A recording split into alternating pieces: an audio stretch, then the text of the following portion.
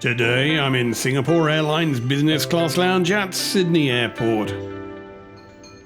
The lounge now sports a recent midlife revamp after being remodelled in Singapore Airlines' fresh home away from home theme a decade back.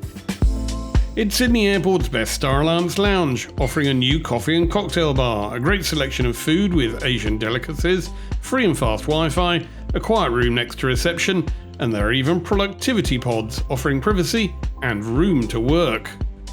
Well, here we are in the Singapore Airlines lounge in Sydney. Now, it's not the biggest lounge on the block. It's certainly not the swishiest, but after its recent renovation, it's really quite new. Most people come here both for the excellent views of the runway and also the superb catering. If you want a taste of the Lion City before you actually get there, this is the place to come. Unfortunately, it gets packed before the flights to Singapore, but if you can time it well enough so you're in the gaps between those flights, quite often you've got a place to yourself. Also known as the Silvercrest Business Class Lounge, as you wander around, you can appreciate how the home theme comes together with soft furnishings, table lamps, decorative touches, and a generally relaxed feel. There are different spaces within the lounge, modelled on elements such as a living room, kitchen and dining room, and that reflects Singapore Airlines heritage and indeed their custom batik designs. Most passengers, of course, make their way straight through to the living room, the main part of the lounge with comfortable chairs, conveniently placed side tables, and these include power sockets with USB charging. The far end of the lounge affords fantastic views of the gate and the tarmac. There's also a high bench off to the right, which is a great place to perch with a cocktail or possibly a glass of champagne and watch the planes as they land and take off. The Singapore Airlines lounge here in Sydney really is absolutely superb. You've got fantastic natural light, there are plenty of places to sit, and amazing dining, and even better, plenty of glasses of this stuff. So once you've slammed down everything at your seat in the window, it's time to explore the catering options. And you're certainly not going to go hungry in this life, or quite probably the next, at the Singapore Airlines Sydney lounge. There's a buffet in the far corner with an equal mixture of Australian and Singaporean dishes. There are light salads and charcuterie, and a great selection of cold cuts and ham. While the 6 hot dishes kick off with meat pies and tomato sauce. There's a most excellent salad bar with 3 types of salad you can customise with everything from beetroot to feta and prunes. Alas, there's always a bit of a metaphorical bun fight for the biscuits that go with the antipasto and the cheese.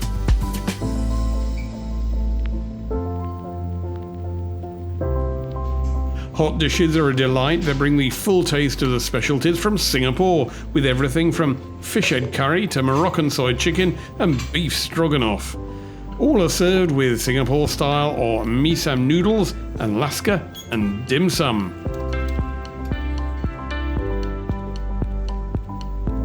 Recruitments are pretty basic and motorway service station style, but there's nothing to stop you popping back for more of yet another round of cheese and those eagerly sought out and rare to find biscuits, or come to that, a wonderful selection of desserts in eye-popping colours.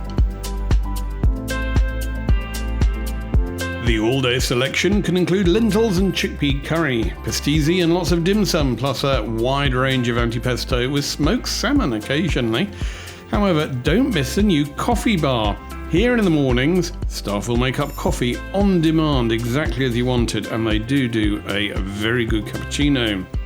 Meanwhile, breakfast is a pretty run-of-the-mill affair with the usual Australian breakfast staples of sausage, eggs, bacon and bakeries. However, you can get Singapore kaya toast. Now that's a dish consisting of 2 slices of toast with butter and kaya, which is coconut jam. In Singapore, it's commonly served alongside kopi and soft-boiled eggs. The view here in the Singapore Airlines lounge is great, except you've got to look over the acres of flat roof before you can see the runway beyond.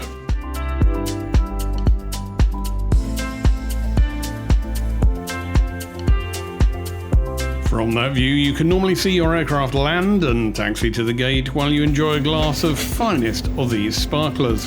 Alas, no champagne anymore, instead there's Australian sparkling wine, such as the Tasmanian Arras. And the white wine itself, that's gone seriously downhill too, with a pretty spartan collection of just a couple of cheap bottles.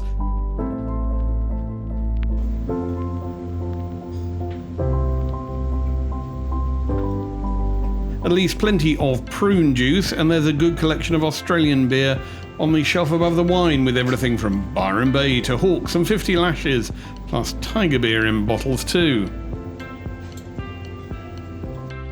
Unfortunately, a major downside of the Singapore Airlines lounge here is that they no longer serve champagne, and even the mum sparklers have gone. Instead, you've got Aussie sparklers, but nevertheless, they're very good. Excellent. Indeed, the decline in the wine in the Singapore Airlines business class lounge at Sydney is so notable, it might be down to a cost issue, and even the red is no longer any great shakes any longer, with just a couple of fairly pedestrian red wines. Bizarrely, other lounges around Australia from Singapore Airlines aren't suffering from this problem, in particular Melbourne or Brisbane, so you never know, it might improve.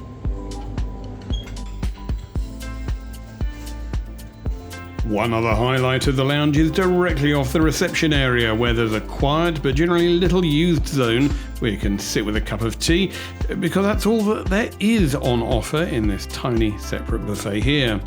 It's designed as a quiet space or for those needing extra help from the staff. However, very few passengers choose to sit here, apart from a few who assume that's all there is for the lounge and make the mistake of not exploring further.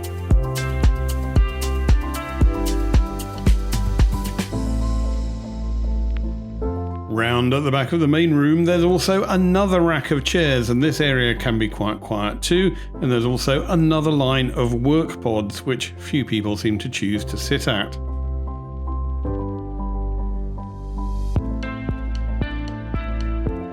One thing I've got to make my mind up about though is the Singapore Airlines seats here in the lounge. They're a little bit odd. They're fixed with a fixed side table, and yet they've got power points, USB points, and a light. Generally, in terms of function, you can't say worse than that. At the same point, stylistically, the design's a little bit dull.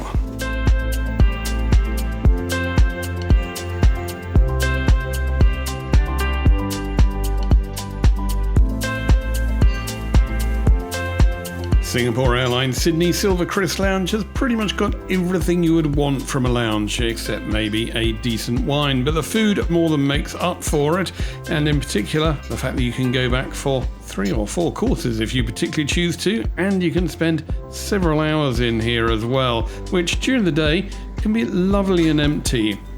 Nevertheless, for many Star Alliance passengers, even on other airlines flying out of Sydney, it is their destination of choice too, because under Star Alliance rules, you can, if you can get access to one Star Alliance lounge, visit them all, and that also includes the Air New Zealand lounge next door.